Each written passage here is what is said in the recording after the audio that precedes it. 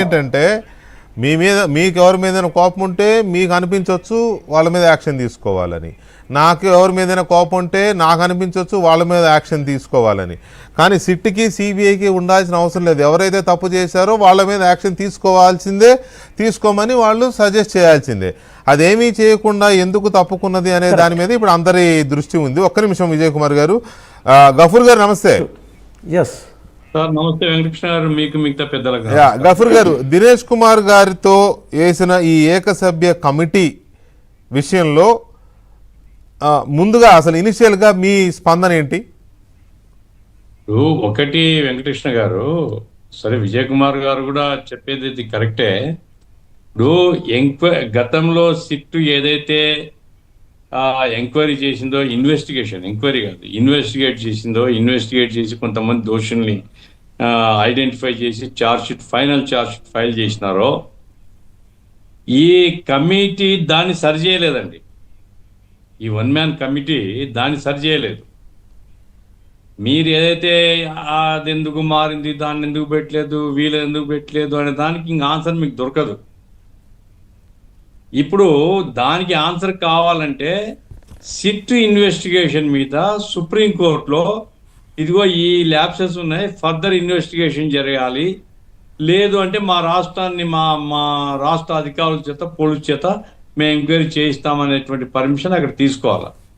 దానికి గవర్నమెంట్ సిద్ధంగా లేదు. కాబట్టి అది క్లోజ్డ్ చాప్టర్. ఏదైతే నెల్లూరు కోర్టులో 36 మందిని ఐడెంటిఫై చేసి ఫైనల్ ఛార్జ్ షీట్ పెట్టారో, దట్ చాప్టర్ ఈస్ క్లోజ్.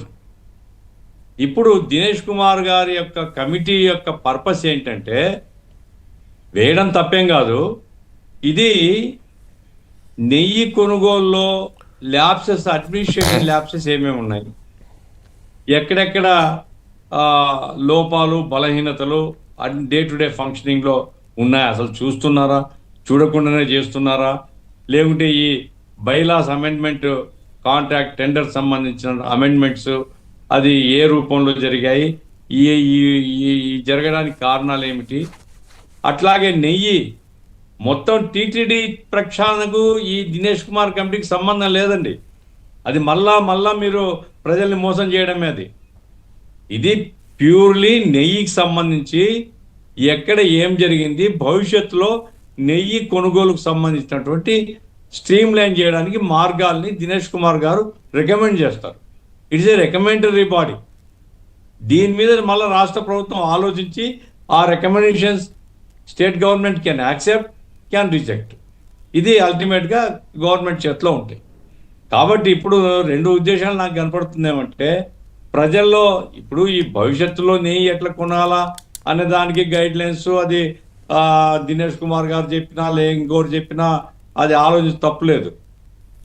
కానీ అసలు నేరస్తుల్ని వదిలివేయడానికి కారణాలు ఏమిటి,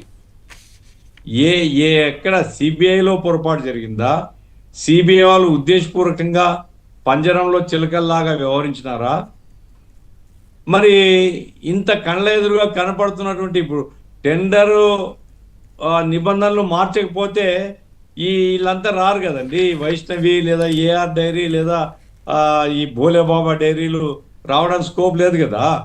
ఆవులు ఉన్నాయా లేదా, పాలు ఉన్నాయా లేదా, అందులో ఇంత వెన్న వస్తుందా, లెక్కలన్నీ ఉన్నాయి. ఆ లెక్కలన్నింటినీ మార్చేసినారు. ఆ మార్చేయడంలో జరిగినటువంటి పొరపాటే, దురుద్దేశమే ఇంత పెద్ద కుంభకోణానికి దారి తీసింది. దాంట్లోకి సిబిఐ పోయిందని నేను అనుకోవడం లేదు. కారణాలు ఏమిటి అనేది నేను చెప్పకుండా చెప్తాను నేను. సరే, అది ఒక వివాదాస్పదమైనటువంటి అంశం ఉంటుంది. ఇది నేను మరలా ఆరోపణ చేస్తున్నాను. నా ఆరోపణ ఏమంటే, ఇది రాష్ట్ర ప్రభుత్వాన్ని తెలియకుండా సిట్టు ఈ విచారణ ముగించిందని నేను అనుకోవడం లేదు.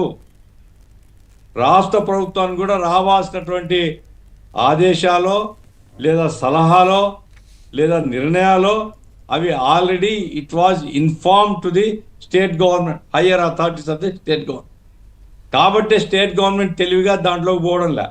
ప్రజల్లో ఉండేటువంటి దీన్ని డైవర్సిఫై చేయడానికి ఇప్పుడు దినేష్ కుమార్ కమిటీ దాంట్లో మీరు చదివారు జీవో. ఆ జీవో చాలా స్పష్టంగా చెప్తుంది, it is a recommendatory body on administrative lapses. అవును, అది రికమెండ్ చేస్తే అడ్మినిస్ట్రేషన్లో నెయ్యి కొనుగోలుకు సంబంధించిందే. టోటల్ టీటీడీ అడ్మినిస్ట్రేషన్ సంబంధం లేదు అది. అది ఇట్స్ ఏ రికమెండేటరీ బాడీ.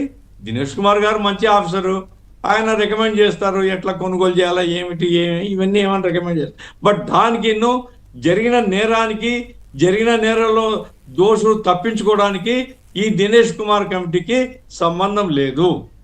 అది నేను స్పష్టం right. As per this GO, CBI ఆధ్వర్యంలో పనిచేసిన సిట్ ఇచ్చిన రిపోర్ట్కి ఈ జీవో ప్రకారం పనిచేయబోయే ఏకసభ్య కమిటీ ఇచ్చే రిపోర్ట్కి డిఫరెన్స్ ఏముంటుంది? కొత్తగా ఫైండింగ్స్ ఏమైనా ఉంటాయా? ఫైండింగ్స్ చేసే అధికారము